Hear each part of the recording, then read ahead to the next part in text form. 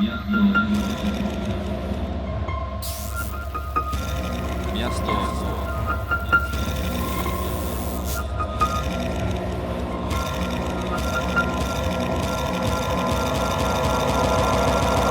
Miasto za murem. Podcast Muzeum Getta Warszawskiego.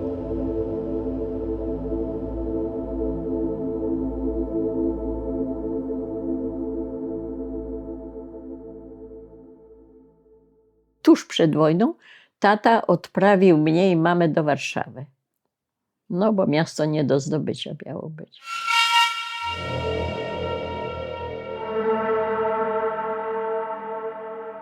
W różnych miejscach miasta zaczęli budować kawałki muru. To było straszne.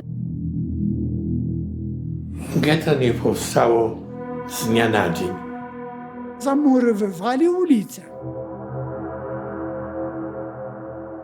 Tak, pamiętam mur.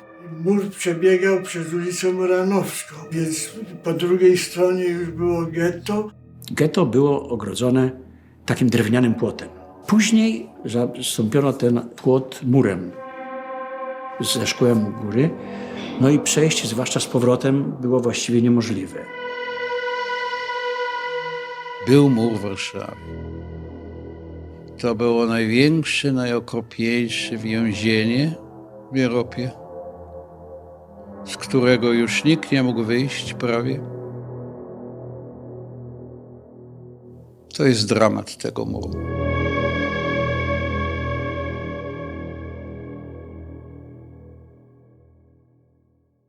Oczywiście nikt nie wiedział, że będzie getto. Może gdzieś tam w tajnych organizacjach ktoś się domyślał, o co chodzi. Ale ogół mieszkańców nie wiedział, o co chodzi, póki nie ogłosili tego i nie zamknęli. Ludwik Landau, ekonomista i działacz konspiracyjny, pisał: Ludność żydowska Warszawy patrzy z trwogą na wznoszące się wokół jej dzielnicy mury. Popularnie w Warszawie mówi się o tych murach jako o zapowiedzi getta.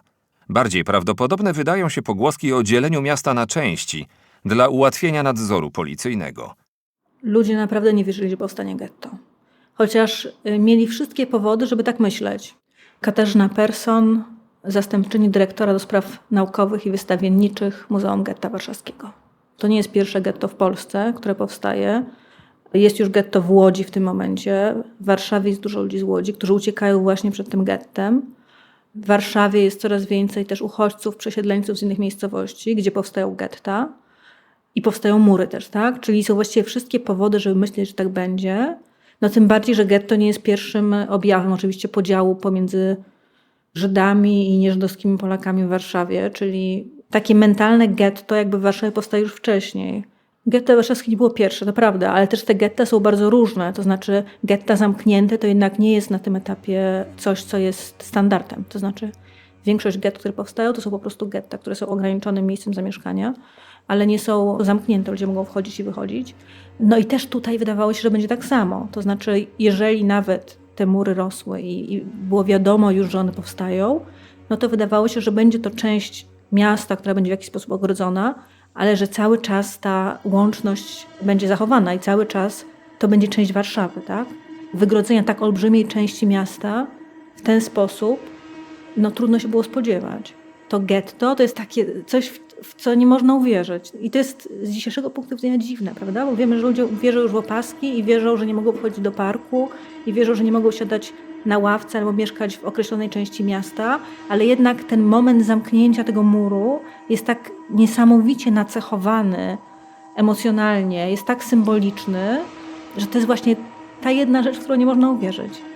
Tak było. Ludzie naprawdę nie wierzyli, że getto będzie zamknięte. A jednak zamknięte, otoczone murem, izolowane od reszty miasta getto w Warszawie powstało. Niektóre relacje sugerują, że Niemców po wkroczeniu na ziemię II RP zaskoczyła duża liczba ludności żydowskiej. Na terenie III Rzeszy stanowili oni niespełna 1% populacji i w większości asymilowali się do kultury niemieckiej. Nie rzucali się w oczy. W Polsce sytuacja była inna. Żydzi stanowili aż 10% mieszkańców. To niemal 3,5 miliona osób, które często wyróżniały się i strojem, i językiem. Ta odmienność sprawiała, że Niemcy pogardliwie nazywali ich Ostjuden, Żydami wschodnimi. Kogo zobaczyli w Warszawie, gdzie przed wojną co trzeci mieszkaniec był Żydem? Warszawa przedwojenna, około 30% jej populacji stanowią Żydzi, przy czym jest to niesamowicie zróżnicowana społeczność. To historyk Michał Grochowski. Z jednej strony widzimy Żydów ortodoksyjnych, ubierających się tradycyjnie, chodzących na co dzień w hałatach, Żydów, dla których pierwszym językiem jest jidysz i często parają się tradycyjnym rzemiosłem lub też drobnym handlem. Żydzi są najsilniejsi w branży włókienniczej, odzieżowej. Ale jest też inna grupa. Od XVIII wieku trwało tak zwane żydowskie oświecenie Haskala i wiele Żydów decydowało się na karierę naukową, karierę kulturalną. Wielu Żydów udzielało się czy to politycznie, czy też jako ważne osoby dla gospodarki, dla życia publicznego. No i w tym momencie widzimy wielkie kontrasty. Z jednej strony osoby żyjące bardzo tradycyjnie, noszące tradycyjne stroje żydowskie i na pierwszy rzut oka rozpoznawane jako Żydzi. Z drugiej strony widzimy ludzi wtapiających się w polską większość, które moglibyśmy poznać tylko po tym, że raz w tygodniu czy na święta żydowskie praktykują jako Żydzi. No ale trzeba patrzeć na to, że czuli się Polakami i z perspektywy totalnej większości społeczeństwa byli Polakami praktycznie nieodróżnialnymi od pochodzących z dziada, pradziada z wielkopolskiej wsi Kowalskich. Właśnie w dużej mierze to dlatego, że wielu z nich było zintegrowanych z resztą społeczeństwa. Mówienie o asymilacji to jest troszkę niewygodny termin, ponieważ ona by zakładała, że się tak w pełni wtopili w kulturę większościową. Niekoniecznie w pełni wtopili, często poczuwają się do kultury polskiej, zaś również poczuwają się w pełni do bycia polskimi Żydami. Doskonałym przykładem będą polscy literaci pochodzenia żydowskiego, którzy często, gdy się ich spyta, odpowiadają, że są Polakami i że są Żydami, ponieważ to nie są sprzeczne ze sobą dla nich pojęcia. I właśnie w dużej mierze dlatego, że jest wiele takich osób, naziści chcą maksymalnie podzielić społeczeństwo na Żydów i nie-Żydów, żeby to stała się twarda opozycja.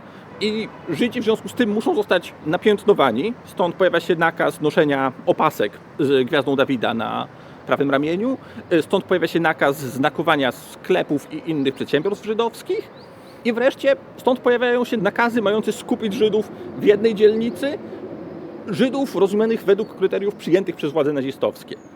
Czyli są to Żydzi w oparciu o takie okołorasowe przesłanki, ale również w oparciu o przesłankę wyznaniową. Wszyscy, którzy należą do żydowskich gmin wyznaniowych, są Żydami z perspektywy nazistów, ale również ci, którzy mają rodziców, tudzież dziadków Żydów. I tych Żydów chcą skupić w getcie, no i kolejnymi przepisami wprowadzanymi przez władze okupacyjne chcą ich dyskryminować, chcą stworzyć coraz głębszą przepaść pomiędzy nie-Żydami a Żydami. By ta przepaść między mieszkańcami jednego miasta stała się boleśnie rzeczywista, nieodwracalna i też trudna do przeskoczenia, Niemcy decydują, że w Warszawie stanie mur. Wysoki, ceglany mur, który bezlitośnie podzieli podwórka, ulice, poprzecina dobrze znane szlaki. Mur jest straszliwy, dlatego że on rzeczywiście agresywnie ingeruje w tkankę miejską. On nie jest prosty.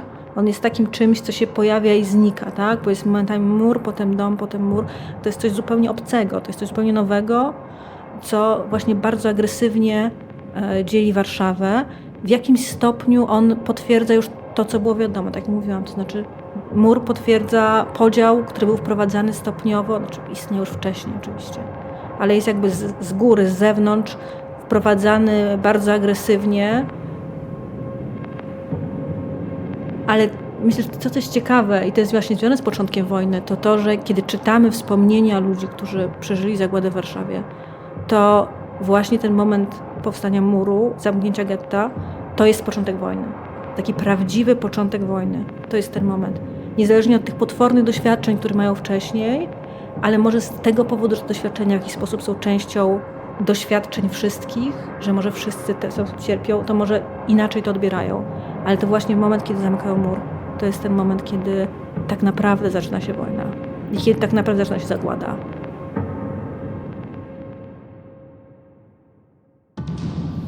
Zaczęło się od tego, że w różnych miejscach miasta, na różnych ulicach zaczęli budować kawałki muru. Kawałki długości 2 kamienic, 3 kamienic, niewysokie, w różnych miejscach. Zaczęto budować getto. Ja z takim chłopcem mądrzejszym od siebie, może nie. Pytam się, co oni robią tutaj? Pochyloni mężczyźni układali mur. Mówi, to będzie getto. Jak to getto? Ja mówię, no jak to mur? To niezrozumiałe było, no jak mur i getto, no. I po trochu podwyższali te mury i aż do pewnego razu, kiedy nagle połączyli te różne odcinki i ukazały się obwieszczenia, plakaty, że powstaje dzielnica żydowska. Pierwsze zarządzenie było, że wszyscy Żydzi musieli nosić opaski z gwiazdą Dawida na ręku. Naszyte musiały być na białym tle gwiazda Dawida na ubraniu. I była godzina policyjna, gdzie musieli być w domach. I nie wolno było Żydom chodzić do kawiarni. Byli przyzwyczajeni do kawiarni przychodzić na kawę. Schodzili z chodnika na jezdnię, jak szedł patrol niemiecki. I te wszystkie nękania to się zaczęły już w końcu 1939 roku. W 1940 roku powstało getto. W getcie się czułam okropnie. Byli obcy ludzie, inne środowisko. Ulica, która mówiła w dużym stopniu językiem, którego ja nie znałam. To na terenie okupowanej Polski utworzono zdecydowaną większość gett, które oficjalnie nazywano żydowskimi dzielnicami zamkniętymi lub jeszcze łagodniej mieszkalnymi.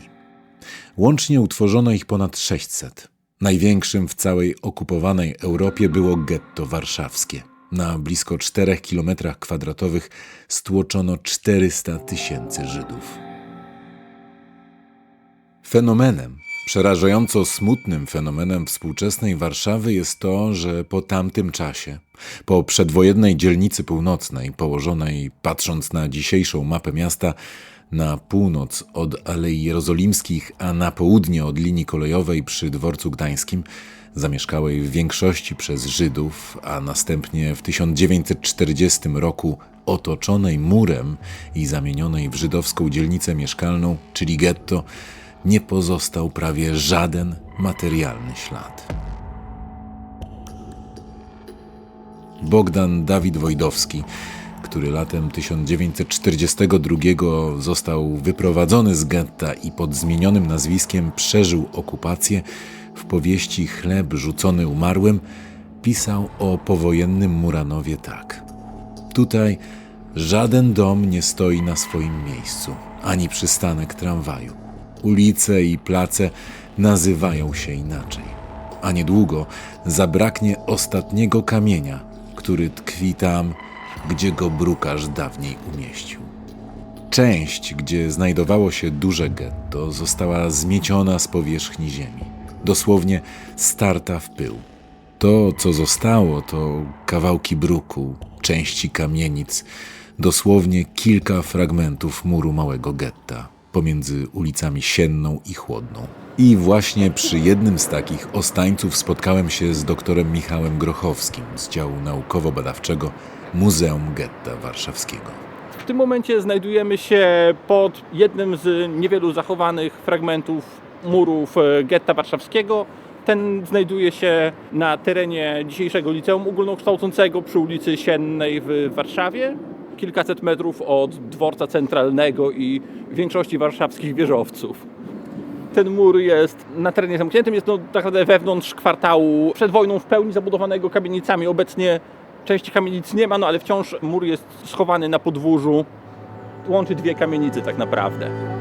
Kamienica przy Siennej 53, w której obecnie znajduje się 12. Liceum Ogólnokształcące imienia Henryka Sienkiewicza, jest wyjątkowym budynkiem na mapie współczesnej Warszawy. To fragment filmu Otwieranie ciszy, zrealizowanego przez uczniów liceum. W 1940 roku, gdy ulica Sienna znalazła się w obrębie małego getta, którego mur graniczny przebiegał między ulicą Sienną i Złotą, budynek szkoły znalazł się poza jego terenem. Ponieważ był powiązany z budynkiem spółki mieszczącej się na ulicy Złotej 58.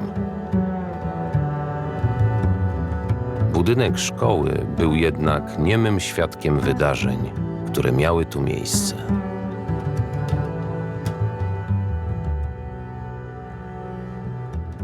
Wyobrażam sobie, jak z okien kamienicy, w której dziś mieści się 12. Liceum Ogólnokształcące, widać stopniowe odseparowywanie jednej części miasta od drugiej. Jak znakowane są sklepy prowadzone przez Żydów, potem na ramionach części mieszkańców pojawiają się opaski z gwiazdą Dawida. W tym czasie już zaczynają pojawiać się też ogrodzenia z drutu kolczastego, a kilka miesięcy później, od wiosny 1940, konsekwentnie zastępowane są murem. No dobrze, to może podejdźmy w ogóle do niego bliżej. Czy ta cegła, którą widzimy tutaj, to jest dokładnie to, co widzieli warszawiacy na początku? Prawdopodobnie tak.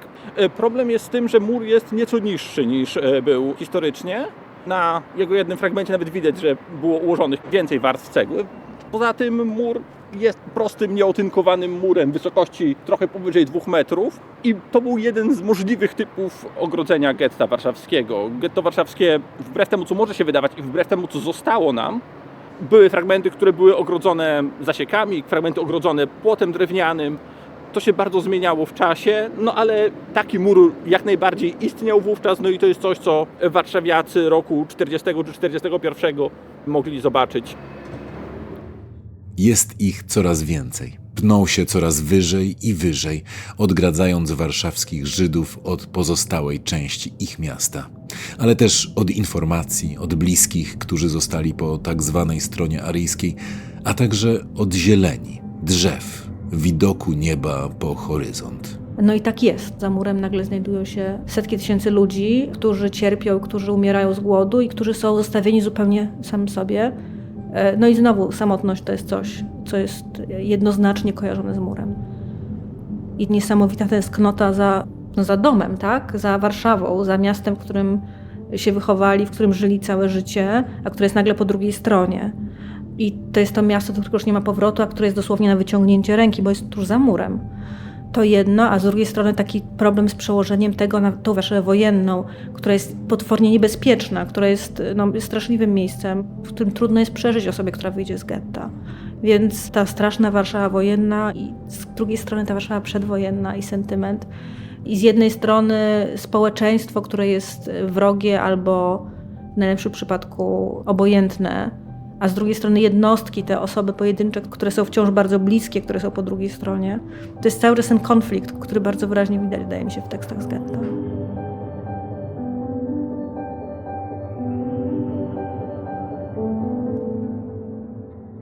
Mur getta powstaje w kilka miesięcy, a do jego wybudowania na własny koszt zobowiązana zostaje Rada Żydowska. Niemcy dali instrukcję, jak ma wyglądać mur, ale nie dali informacji, skąd macie wziąć cegłę, zaprawę, pracowników. Również sobie zorganizujcie, macie za zadanie zbudować mur we wskazanych miejscach według mapy. Problem w tym, że mapa ciągle się zmienia, a wraz z nią zmieniają się granice getta. Fragment zamurowanej ulicy, który wczoraj leżał w obrębie żydowskiej dzielnicy mieszkalnej, dziś już znajduje się po stronie aryjskiej. Z jednej strony restrykcyjnie nadzorowane, z drugiej płynne i wciąż zmieniające się granice getta przysparzać będą mieszkańcom poważnych trudności. Sytuacja była taka, że decyzja o budowie getta, o utworzeniu getta nie była tak dobrze zaplanowana. To była decyzja, która wykuwała się pomiędzy kilkoma instytucjami nazistowskich władz okupacyjnych, gdzie ścierały się również trochę różne poglądy i dodatkowo czasami ktoś próbował interweniować u władz i mówić: właściwie ta ulica powinna być poza gettem, przecież tu mieszka większość Polaków, albo ktoś mówił, na tej ulicy znajduje się kościół, na tej ulicy znajduje się fabryka, na tej ulicy znajduje się jakakolwiek ważna instytucja i w związku z tym ona przecież musi znajdować się poza gettem lub też znajdować się w getcie.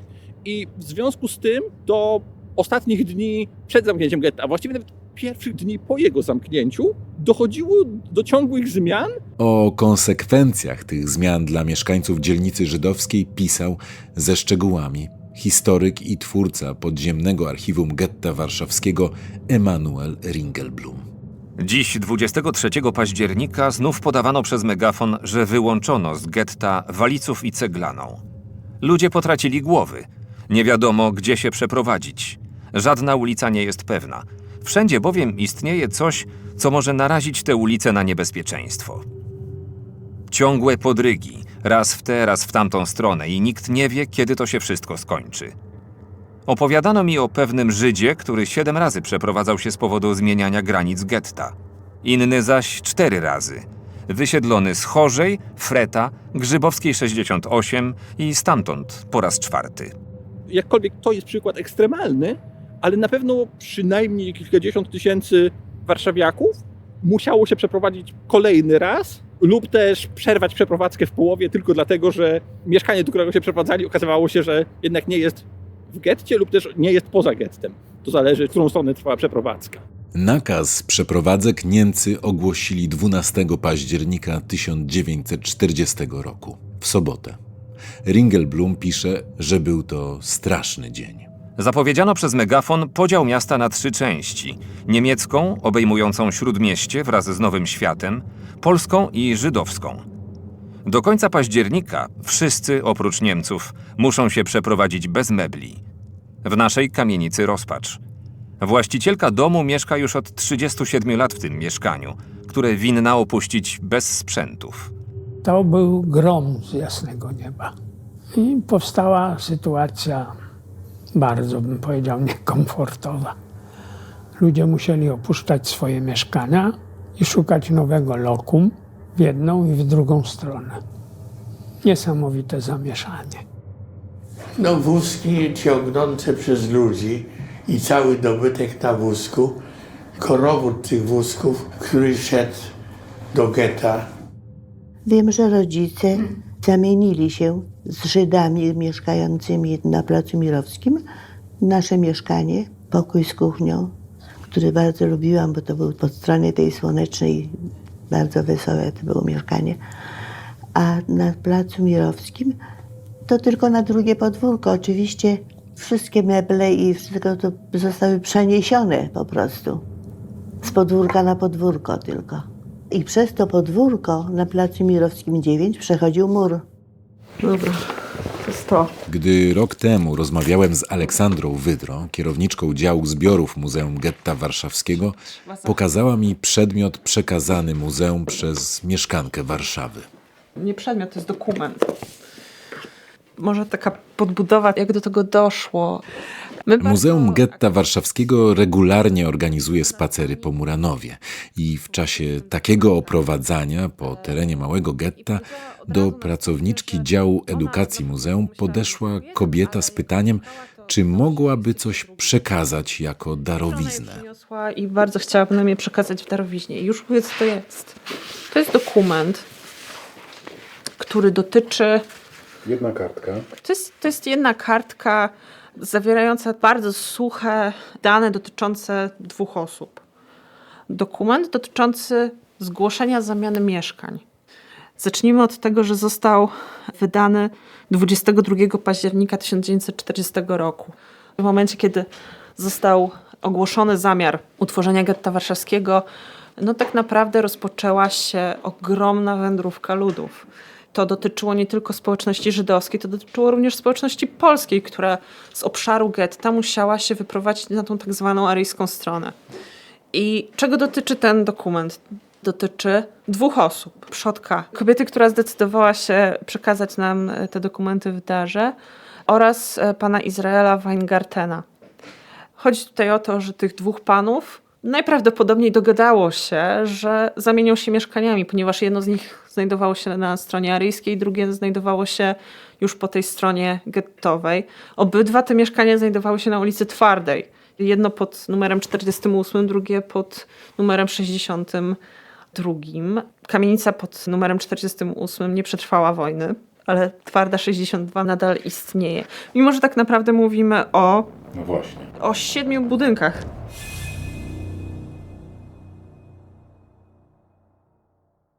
Rodziny żydowskie szukały rodzin polskich i polskie żydowskich, które miały mieszkania, na które są gotowe się zamienić. W związku z czym rodzina żydowska, która miała eleganckie mieszkanie na Żoliborzu, mogła liczyć na to, że w getcie znajdzie niezłe mieszkanie na jednej z ładniejszych, reprezentacyjnych ulic getta, powiedzmy Nasiennej, podczas gdy osoby zamieszkujące w jakiejś biednej klitce na Woli mogły spodziewać się, że zamienią ją na podobnie biedną klitkę północnego Muranowa.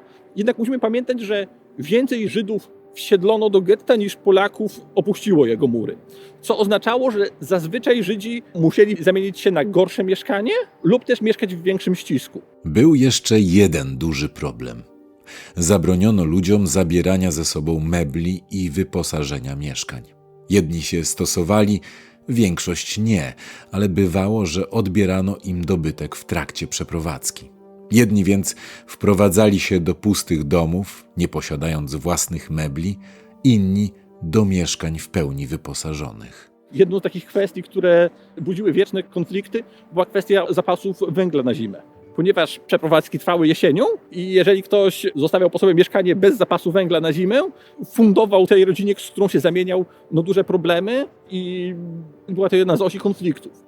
Jednak często to było tak, że obydwie strony traciły, bo traciły swój dom rodzinny, a przeprowadzały się do sobie nieznanego mieszkania, nawet jeżeli było ono o podobnym standardzie. Zbliża się koniec terminu przesiedlenia, a 10 000 osób pozostaje jeszcze bez mieszkań. To ponownie fragment z archiwum Ringelbluma. Po kilkutygodniowym szukaniu nareszcie mam mieszkanie. O wiele gorsze, ale mieszkanie. Staję wobec nowych trudności. Brak pieniędzy na przeprowadzkę. Zwracanie się do biura, w którym pracuję, wydaje mi się bezcelowe.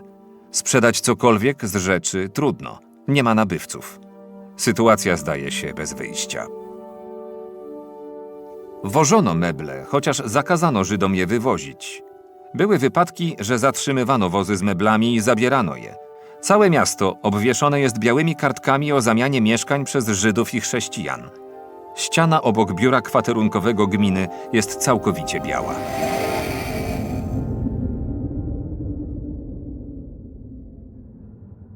Położyliśmy się spać w żydowskiej dzielnicy, a następnego ranka obudziliśmy się w zamkniętym getcie żydowskim. Getcie w całym tego słowa znaczeniu. Ta ostatnia relacja została zapisana przez nauczyciela i autora dziennika opisującego życie w getcie warszawskim Chaima Arona Kapłana i dotyczy konkretnej daty – 16 listopada 1940 roku. Do tego dnia bramy getta zostały zamknięte. 16 listopada w dużej mierze jest zaskoczeniem, ponieważ do ostatnich dni tworzenia getta nie było jasne, jak będzie wyglądało po jego utworzeniu, po jego zamknięciu. Czy to będzie to tak zwane getto otwarte, z którego Żydzi będą mogli w godzinach określonych wychodzić do pracy, do swoich zakładów czy na zakupy, czy też będzie to getto zamknięte, z którego wyjść nie można, jeżeli nie ma się specjalnej przepustki. No i nad ranem 16 listopada na wyjściach z właśnie co utworzonego getta ustawiono straże z poleceniem, żeby nie przepuszczać nikogo, z wyjątkiem wąskiej grupy osób z przepustkami. Pierwszego dnia właściwie tych przepustek nie miał nikt. I w tym momencie straże mówią, nie, to jest getto zamknięte, z getta tego nie wyjdziecie. I to jest bardzo szokujące, że idą spać 15 listopada w mieście, gdzie a owszem są mury, ale można przejść do tych samych sklepów, do tych samych miejsc, gdzie do tej pory się zbywało, a od 16 rano wyjście z getta jest praktycznie niemożliwe, z wyjątkiem rzadkich przypadków. Ich zazwyczaj jest bardzo niewiele i z czasem coraz mniej.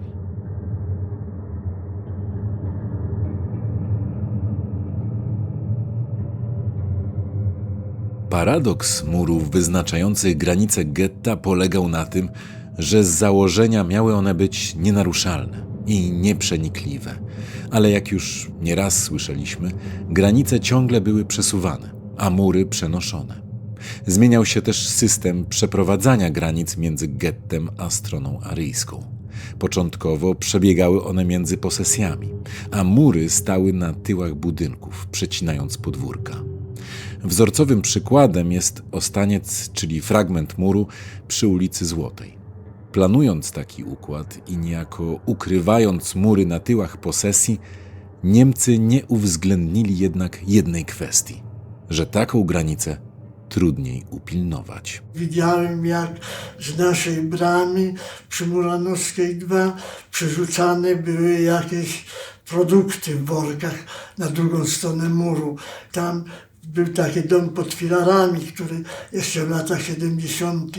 stał częściowo, trochę tylko był zburzony i spod tych filarów wybiegał facet i co chwilę i rzucał worek na drugą stronę. Nie wolno mi było dojść do okna wieczorem, bo były patrole i w nocy była zawsze strzelanina, bo było szmuglowanie.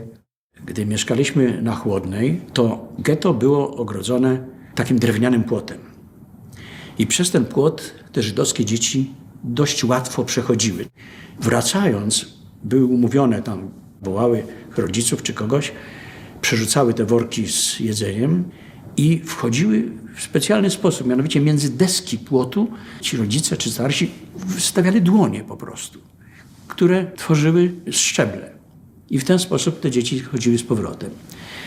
Później zastąpiono ten płot murem ze szkłem u góry, no i przejście, zwłaszcza z powrotem, było właściwie niemożliwe. I te dzieciaki przechodziły niezabudowanymi rynsztokami, bo rynsztoki były zostawione wolne, że woda przepływała. Przeczołgiwały się przez ten rynsztok i tą samą drogą wracały. Fascynującym miejscem było miejsce zaraz obok ulicy Freta na Nowym Mieście. Tam w wyniku dość chaotycznych starań w jednej pierzei były kamienice należące do getta i kamienice wyłączone z getta. Przez to miejsce to stało się sławną na całe getto myliną szmuglerską, ponieważ okazywało się, że z okien można podawać na ulicę cokolwiek tam się trzeba, czy też można przekuwać w ścianach budynku otwory i podawać je, czy też przenosić je strychami. Stało się fascynującym miejscem, gdzie dziesiątki osób stale było zaangażowanych w prowadzenie biznesu, w przenoszenie rzeczy.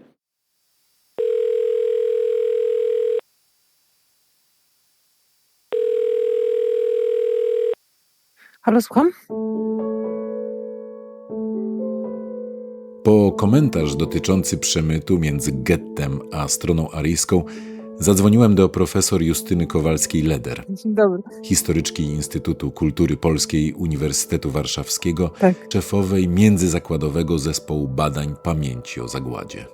W polskiej pamięci zbiorowej to zjawisko szmuglu skurczyło się do wyobrażenia takiego dziecka, tego małego szmuglera przekradającego się przez wyłomy w murze getta i sprzedającego jakieś, ubrania, drobiazgi, wymieniającego po aryjskiej stronie za żywność.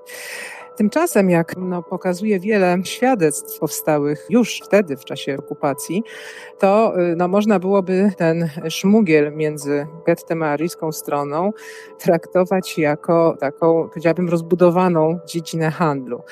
Emanuel Ringelblum pisał w swojej publikacji, nad którą pracował na przełomie 1943 i 1944 roku, stosunki polsko-żydowskie w czasie II wojny światowej, właśnie o tym, że mur przeciął wszelkie kontakty między aryjską stroną a gettem, natomiast właśnie ta wymiana handlowa nie została przerwana, przeciwnie, bardzo się rozrosła.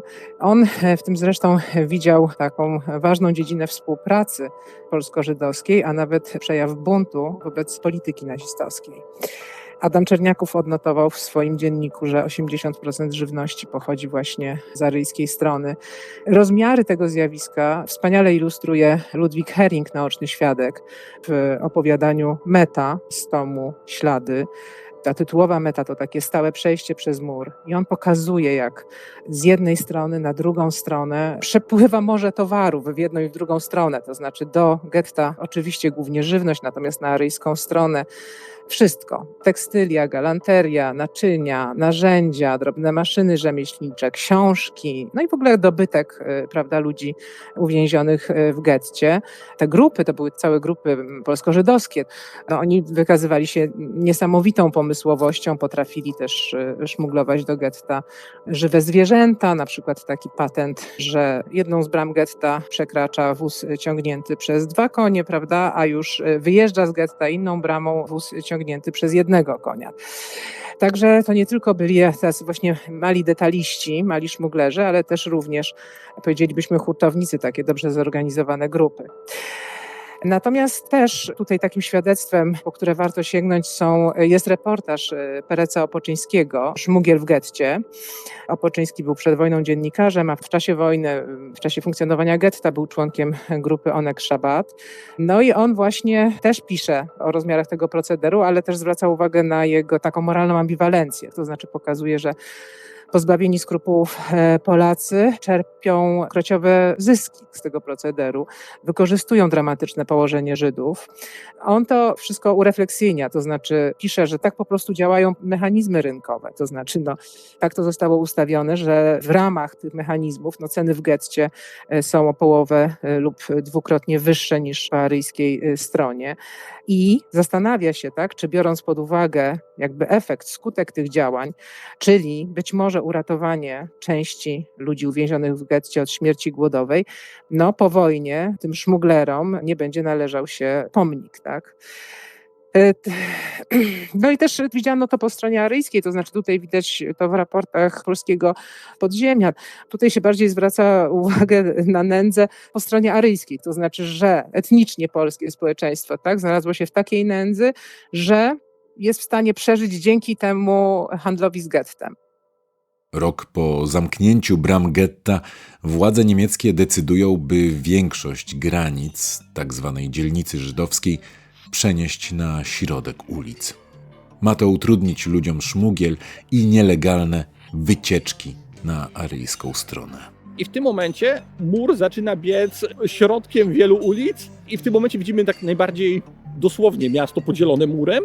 Widzimy również ulicę podzieloną murem, gdzie środkiem, powiedzmy, ulicy Elektoralnej biegnie mur i nie da się go przeoczyć. Nie da się udawać nawet, że to getto jest gdzieś nie wiadomo gdzie, a za to z perspektywy wewnętrznej z getta, gdziekolwiek się nie dojdzie do końca dzielnicy, trafia się na mur. Więc jest to szczególnie dotkliwe, to uczucie uwięzienia wewnątrz murów. Mur przeniesiono po środku ulicy Żelaznej. Także tramwaj, który jechał w jedną stronę, to jechał po stronę getta, a tramwaj, który jechał po drugiej stronie, to jechał po stronie aryjskiej, bo mur był po środku. Warszawa przypominała w pewnym sensie Arkę Noego. Mury te przegrodziły najruchliwsze dotychczas ulice. Na przykład na rogu Nowolipek i Nalewek postawiono mur.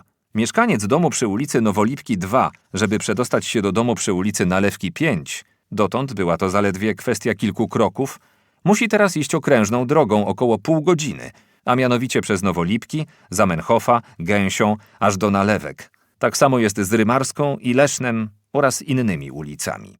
Mury getta zostały zniszczone wraz z dzielnicą północną. Ocalałe z powstania w getcie i powstania warszawskiego fragmenty znajdują się na ulicy Waliców 11, w podwórzu ulicy Złotej 62 oraz na terenie Liceum Ogólnokształcącego imienia Henryka Sienkiewicza przy ulicy Siennej 53. Mur czyni z najbliższego otoczenia szkoły przestrzeń symboliczną. Oddziałuje na wyobraźnię, zmusza do refleksji. To Elżbieta Wysmołek, dyrektorka 12 LO. Jest to też dla nas taki wyjątkowy strażnik pamięci, takiej bolesnej pamięci, którą warto pielęgnować. Współczesność i przeszłość w naszej szkole się przenikają, co na pewno odczuwają też uczniowie, którzy rozpoczynając edukację w naszym liceum, często są nieświadomi wyjątkowości tego miejsca. Tak więc nasze życie szkolne trwa w cieniu tego muru. Jak zaczynałam pracę jako dyrektor, mur, na którym teraz wisi tablica pamiątkowa, przy której się spotykamy z okazji rocznic, nie istniał. To znaczy istniał, ale w takiej bardzo zaniedbanej formie.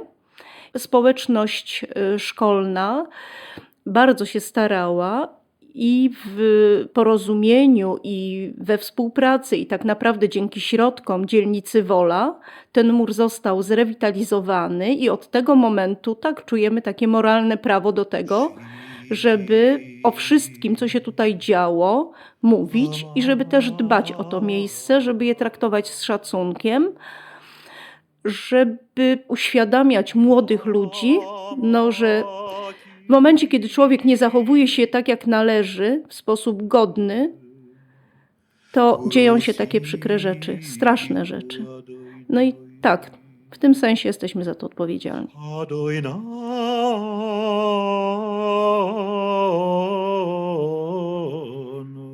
16 listopada, w rocznicę zamknięcia bram dzielnicy żydowskiej, Muzeum Getta Warszawskiego od 5 lat organizuje uroczystości upamiętniające ofiary największego getta w okupowanej Europie. Szanowni Państwo, spotykamy się w symbolicznym miejscu przy Siennej 53 na terenie 12 Liceum Ogólnokształcącego imienia Henryka Sienkiewicza przy fragmencie muru getta warszawskiego w 80. rocznicę zamknięcia granic getta. Ten dzień przypominam o tym, że taki mur zawsze może powstać i zawsze powstaje. I on powstaje do teraz, tak? Mury powstają i w jakiś sposób, jak łatwo jest go zbudować. To jeszcze raz profesor Katarzyna Persson z Muzeum Getta Warszawskiego. I co więcej, że on działa. To znaczy, że on rzeczywiście spełnia swoją funkcję. Że mur naprawdę potrafi odgrodzić od siebie ludzi. Że wydaje się, że to jest tylko cegła na cegle, ale on i w sposób nie tylko symboliczny też, ale jakby zupełnie praktyczny, fizyczny, oddziela od siebie ludzi i jak łatwo jest zapomnieć, będąc po drugiej stronie muru, o tych, którzy cierpią z jego drugiej strony, jak łatwo jest wykluczyć ich ze swojego kręgu odpowiedzialności, jak łatwo zostawić ich jest samych sobie. To znaczy, jak łatwo oni przestają być częścią tego miasta. Jak duża część miasta i historii tego miasta i losów tego miasta i ich mieszkańców nagle zostaje z niego zupełnie wykluczona.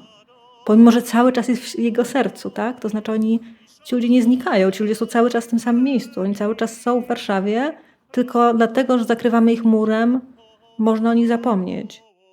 Moment zamknięcia getta warszawskiego jest dla Warszawy bardzo znaczącym wydarzeniem. Jest momentem, kiedy rzeczywiście okazuje się, że społeczność żydowska stanowiąca część Warszawy od stuleci, która w różnym stopniu, ale angażowała się we wszystkie aspekty życia Warszawy i aspekty życia społeczności warszawskiej, nagle okazuje się być zamknięta, nagle okazuje się być odcięta od życia reszty miasta. Patrzymy na moment, kiedy setki tysięcy osób żyją w mieście, czy też niektórzy chcą powiedzieć, że w więzieniu, gdy patrzą na generalne gubernatorstwo jako na więzienie, jako na miejsce, gdzie Polacy są ofiarami represji władz nazistowskich.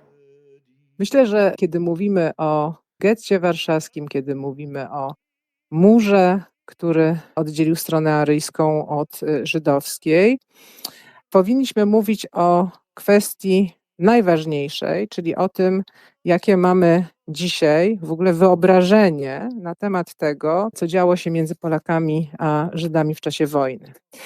I tu sięgnęłabym po książkę Michała Bilewicza, jego ostatnią książkę, która się właśnie ukazała, zatytułowaną Traumaland, Polacy w cieniu przeszłości.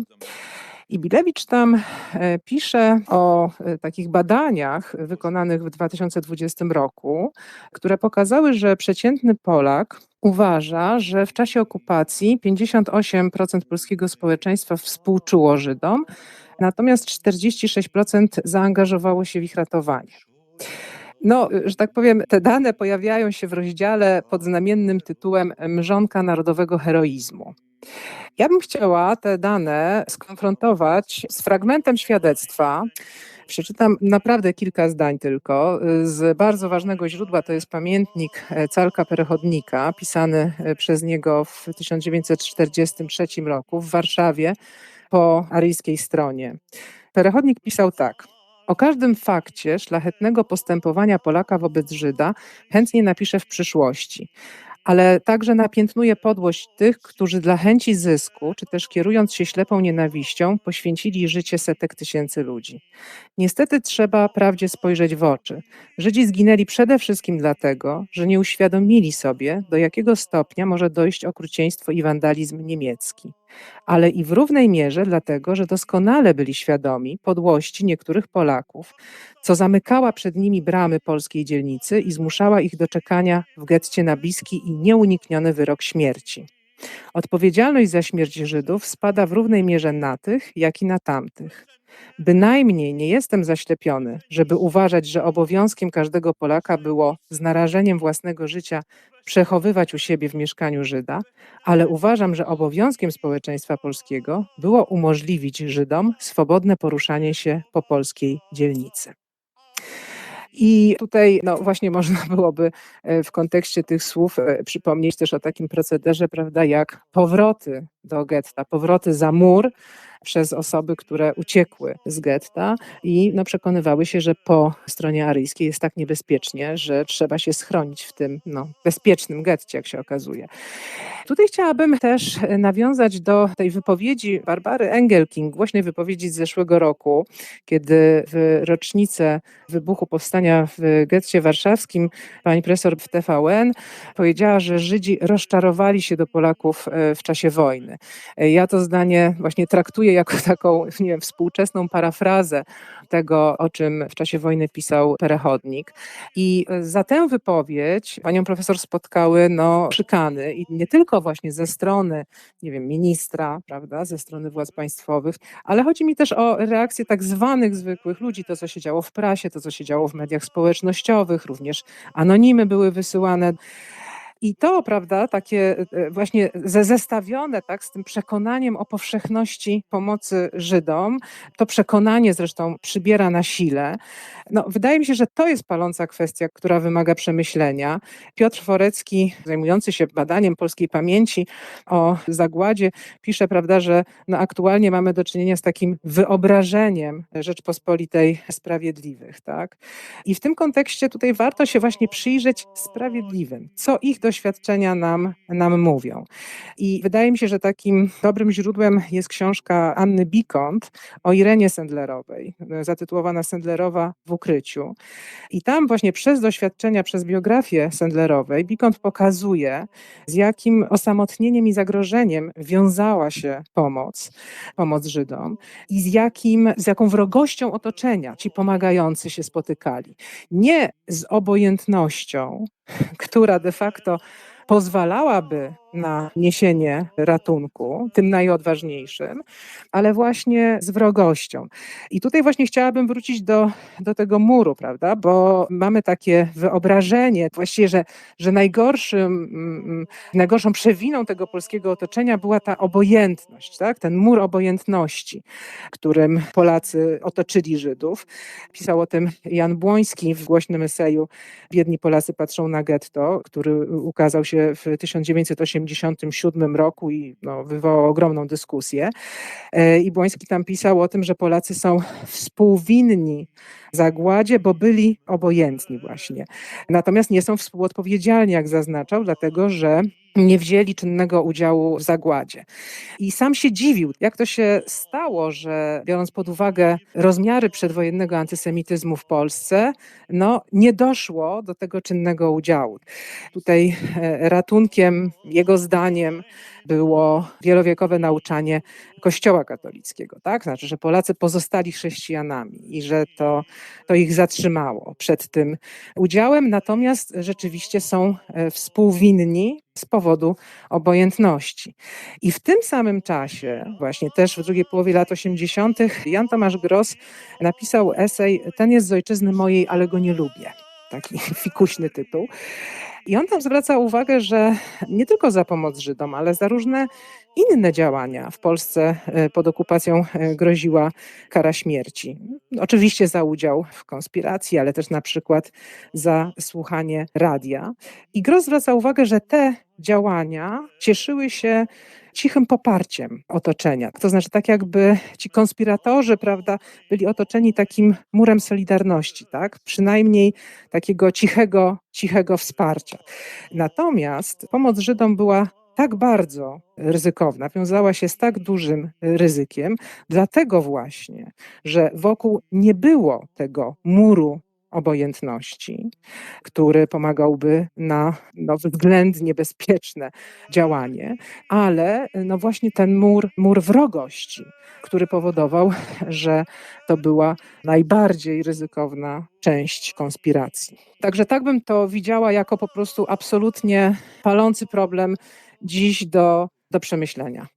Ja też myślę o tym teraz, że ten mur tak ułatwia sprawę, ale oczywiście my znamy masę historii, kiedy muru nie było i tak ludzie zachowywali się tak samo. To znaczy to, że wykluczamy kogoś ze swojej strefy zobowiązań i nie jest on już częścią społeczeństwa, nie jest częścią nas i nie jest jednym z nas, nie wymaga muru. W tym przypadku ta data jest tak mocna i ta historia jest tak mocna, dlatego że ten mur fizycznie powstaje. I my możemy operować pojęciem muru i możemy też do tego się odwoływać. Ale tak naprawdę wiemy, że to zupełnie nieprawda. To znaczy, że tego muru nie musiało być. To znaczy, że ta historia mogła się skończyć tak samo i bez muru pewnie.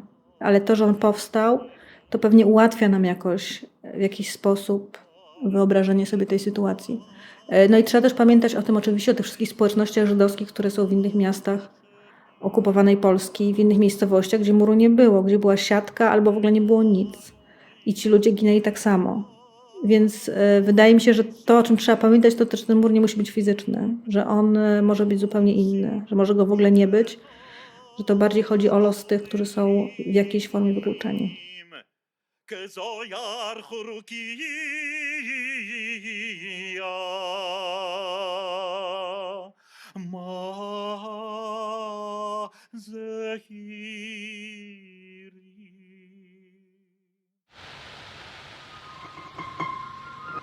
Miasto za murem. Scenariusz, montaż, udźwiękowienie i narracja Michał Kukawski. Fragmenty z archiwum Emanuela Ringelbluma czytał Kacper Kaliszewski. Za pomoc w realizacji tego odcinka dziękuję Ewie Nowakowskiej z Muzeum Getta Warszawskiego. W podcaście wykorzystałem fragmenty nagrań przekazanych mi przez muzeum.